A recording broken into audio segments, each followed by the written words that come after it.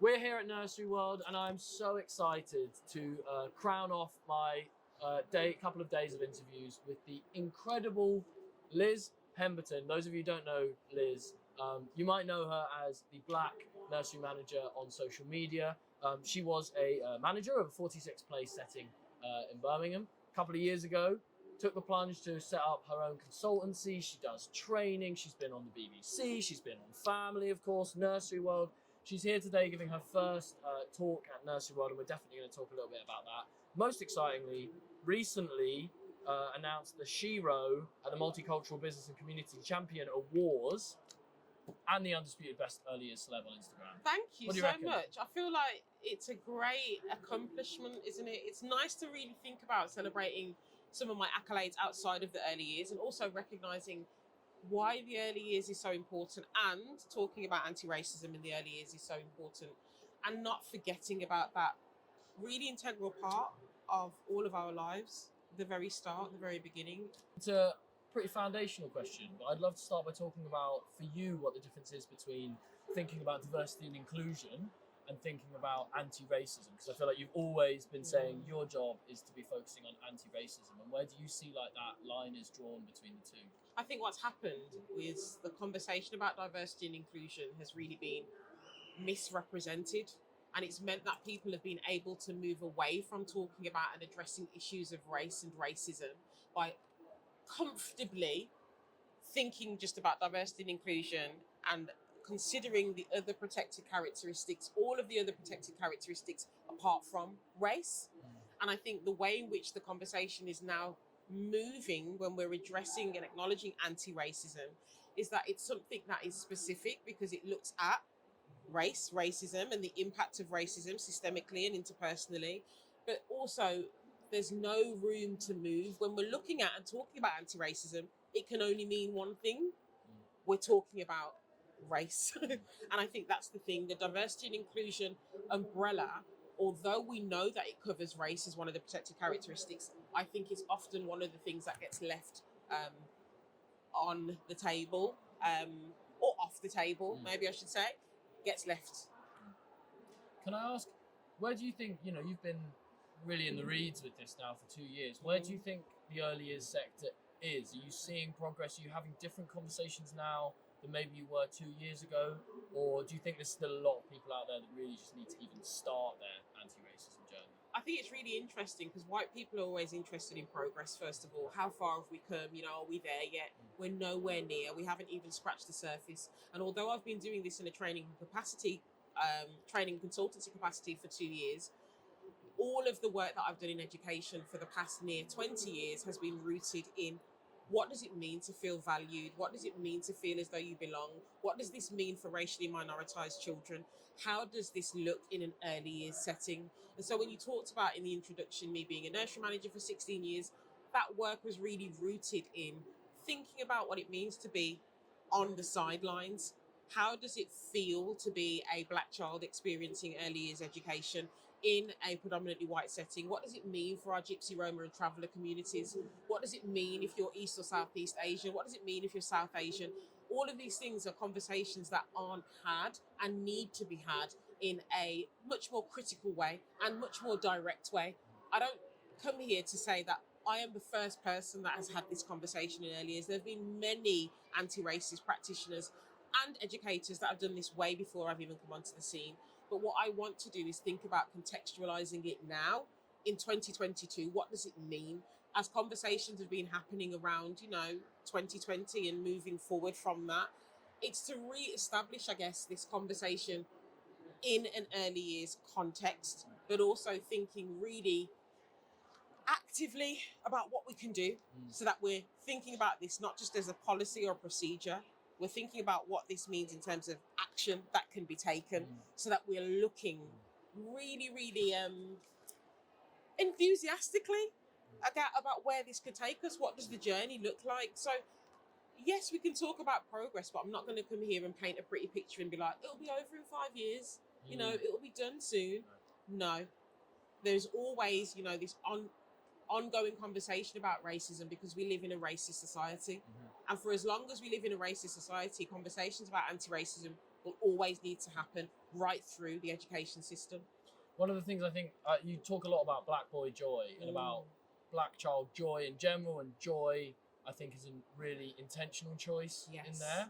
And I know it was kind of like one of the main subjects of your talk today at the Nursery World Show. Do you want to tell me a little bit about why you focus on joy as opposed to just maybe trying to get a child up to some sort of Yeah, I think black joy has to be centralized, because so often in the media, in the wider society, experiences of what it means to be black, our pain is always focused on. So we're always centralizing focus on trauma. We're always centralizing focus on the difficulties and the sadness around what it means to be a black person in this world, in this society. And even if we think about where these conversations are spurring from, in terms of 2020, this global wake up to the murder of George Floyd. Black men have always been murdered and abused by the police, have always been intentionally targeted by the systems and the power that is there.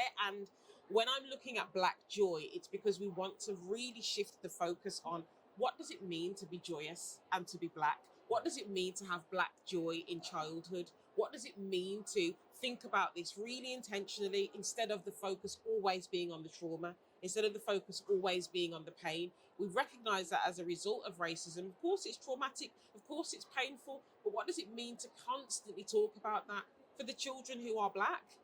What does it mean for the children who aren't black when they're thinking about what it means to be racially minoritized in an early years space? I don't want us to be always focusing on the pain and the trauma, because there is so much joy to talk about and to celebrate and to think about and to consider. Love that. Can I ask you, thinking back over the past couple of years, I know we talked a little bit before that this feels a little bit like a moment, maybe being here at Nursery World, Stella Louis down the corridor also presenting.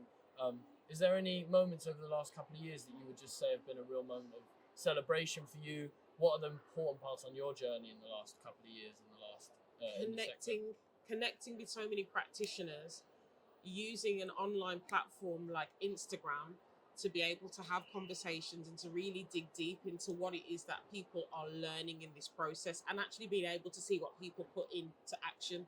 There hasn't been one highlight, because I look at this not as a highlight reel, but a continuous journey. Of course, there have been moments of celebration for me, but I think this is about removing the ego. This work that I do is not for me. This work that I do is for the early years sector. This work that I do is about thinking about what childhood is and how we can improve childhood for all children, by making sure that when we have conversations about race and racism, that they are pitched in a way that help people to be empowered about what they're doing. So the highlights, as I said, have been about the connections.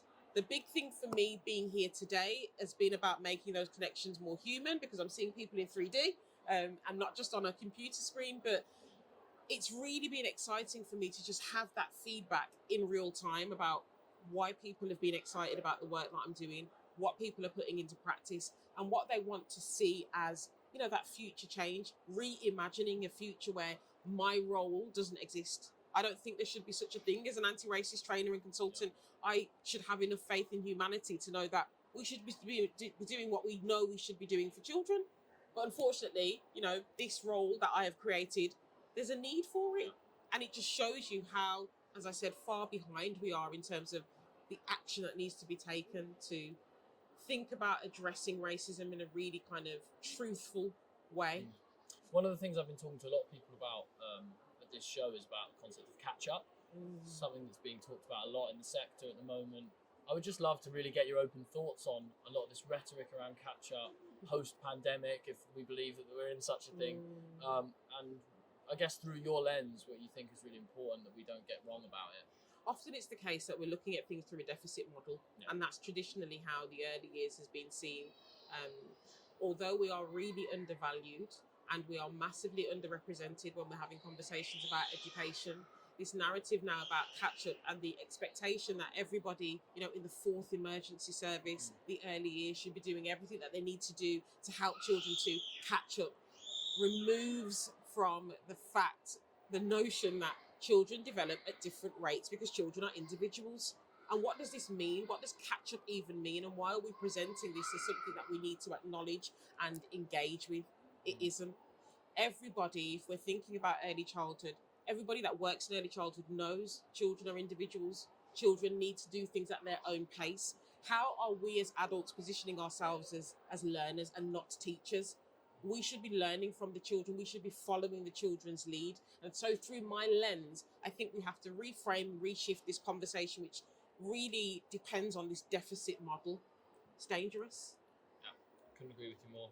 Can I ask you, I know you're a huge reader and love digging into everything from kind of like academic research Yes. right down to, all sorts of books. And Yeah. can I just hear about something that you've read recently that's really impressed you or maybe changed your mind on something? Changed my mind. I'm going to talk to you about something that has really impressed me and impacted upon me. I've recently just finished Viola Davis's autobiography. And Viola Davis talks a lot about the absolute poverty and degradation and struggles that she had and the overcoming of that and the seeking of joy and the importance of seeking that joy. But it made me think really about what poverty does for children and for childhood, and what it means when children are going to nursery hungry, when children are going into nursery and they don't feel loved and they don't feel acknowledged and they don't feel as though they belong.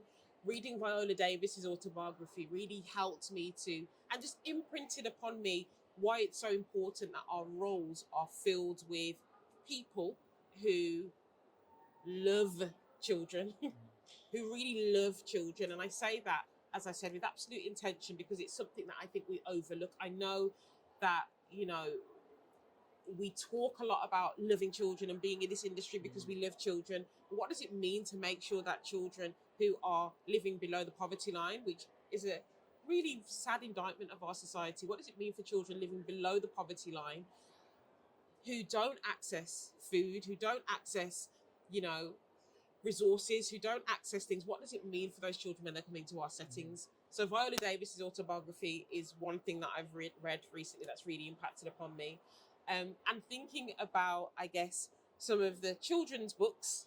Obviously, I'm going to talk about My Skin, Your Skin by Laura Henry Elaine. But My Skin, Your Skin, such a brilliant book to scaffold conversations about race and racism, and also a book about empowerment, which I think is lovely and great. And it's an integral resource, I think, for children and for adults as well.